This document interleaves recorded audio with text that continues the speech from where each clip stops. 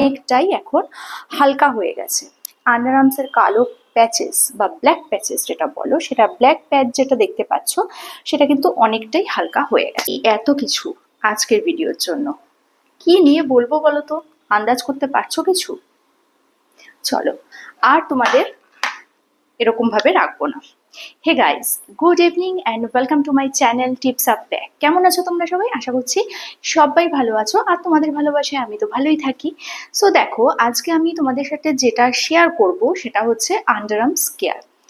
এর আগে বহুবার শেয়ার করেছি, বহুবার বহু কথা বলেছি। আজকে একদম আমি কি কি ইউজ করি, কিভাবে ইউজ করি, সেটা যতটা পারবো ততটাই তোমাদের সাথে শেয়ার করব।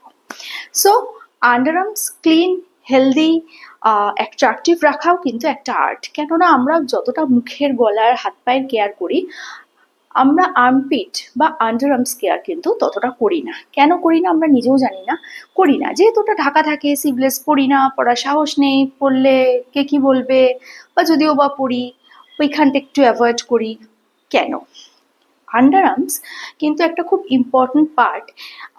এখানে মানে কি বলবো, এখান থেকে যদি তোমার একটা দুর্গন্ধ ছাড়ে শরীর থেকে, স্পেশালি তোমার পাশে যদি কেউ বসে, তাহলে সবার আগে যেখান থেকে দুর্গন্ধ পায় সেটা হচ্ছে আন্ডার আর্মস।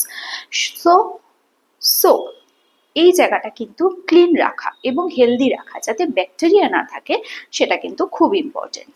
সো দেখো, আমার আন্ডার আর্মসে আগে কিন্তু একটা কালো প্যাচেস ছিল, এখনো আছে, সেটা কিন্তু অনেকটাই এখন হালকা হয়ে গেছে।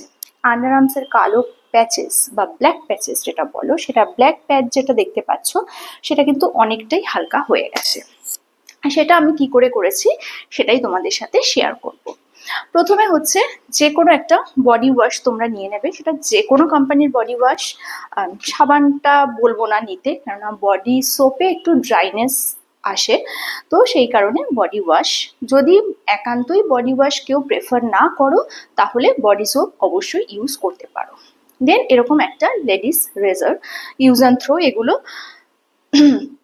তো এরকম রেজার নিয়ে ভালোভাবে প্রথমে জায়গাটাকে ভেজাবে, ভিজিয়ে তারপরে বডি ওয়াশটা ভালো করে লাগাবে, লাগিয়ে আন্ডার আর্মসটাকে ভালো করে ক্লিন করবে এরকম ভাবে।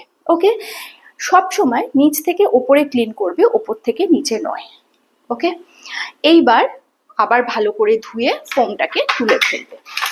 হালকা যখন ভেজা থাকবে, যখন আন্ডার আর্মস হালকা ভেজা, একদম চপচপে ভেজাও নয়, একদম ড্রাই নয়, তখন তোমরা এরকম একটা ফিটকিরি বা অ্যালাম, যেটাই বলো না কেন, এটা কিন্তু দোকানে পাওয়া যায়, ওই 25-30 টাকা দাম। এরকম একটা জিনিস নেবে, নিয়ে আন্ডার আর্মসে ভালো করে এটাকে রাব করবে, হালকা হাতে রাব করবে এই অ্যালাম বা ফিটকিরি।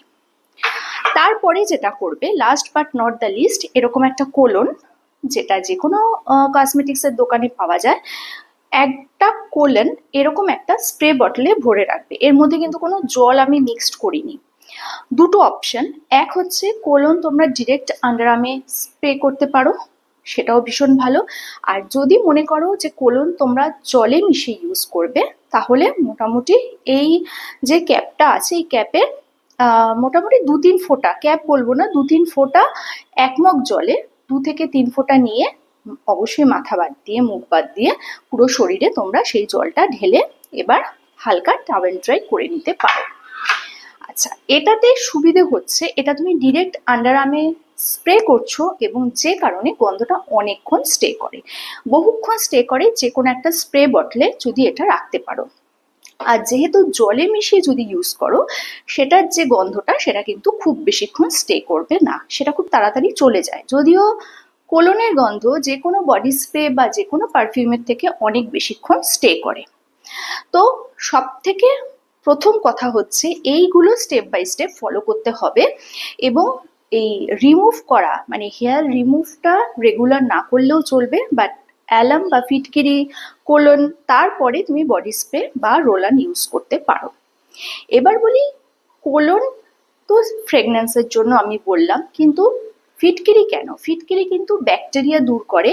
আমরা যতই বডিতে বা আন্ডারআর্মে তোমার বডি স্প্রে করি না কেন, রোল অন ইউজ করি না কেন, একটা সার্টেন টাইমের পর একটা বোটকা গন্ধ কিন্তু বেরিয়েই আসে।